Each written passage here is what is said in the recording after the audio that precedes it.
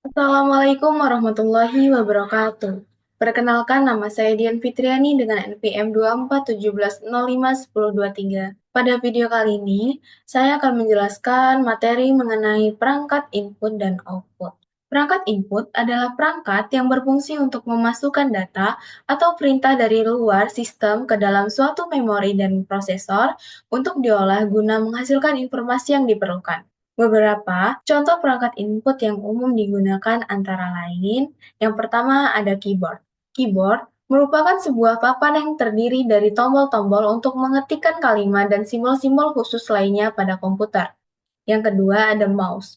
Mouse merupakan perangkat keras yang berfungsi sebagai penggerak kursor atau pointer. Oke, selanjutnya scanner berfungsi untuk mengubah dokumen fisik atau gambar menjadi format digital. Lalu ada joystick. Joystick adalah alat masukan komputer yang berwujud tuas atau tongkat yang dapat bergerak ke segala arah. Selanjutnya ada mikrofon. Mikrofon berfungsi mengubah suara menjadi data digital yang dapat diproses oleh komputer. Yang terakhir ada webcam atau kamera web. Webcam digunakan untuk menangkap gambar dan video untuk komunikasi atau perekaman.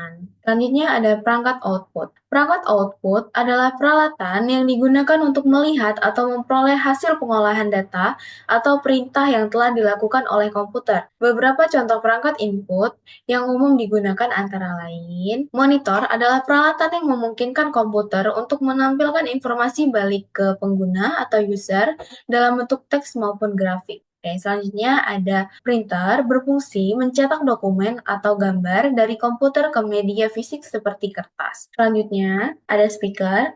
Speaker adalah perangkat keras output yang berfungsi mengeluarkan hasil pemrosesan oleh CPU berupa audio atau suara. Fungsi speaker pada komputer sama dengan fungsi speaker pada perangkat sistem audio. Selanjutnya ada proyektor. Proyektor adalah alat yang mengambil image dari layar komputer dan diproyeksikan ke layar yang lebih besar. Oke, selanjutnya perangkat input atau output. Selain perangkat input dan output yang terpisah, ada juga perangkat yang berfungsi sebagai input sekaligus output, disebut perangkat I/O. Contoh perangkat I/O diantaranya yang pertama ada touchscreen atau layar sentuh. Layar sentuh berfungsi sebagai layar tampilan sekaligus alat untuk memasukkan data melalui sentuhan. Selanjutnya ada modem. Modem digunakan untuk mengirim dan menerima data dalam jaringan komputer.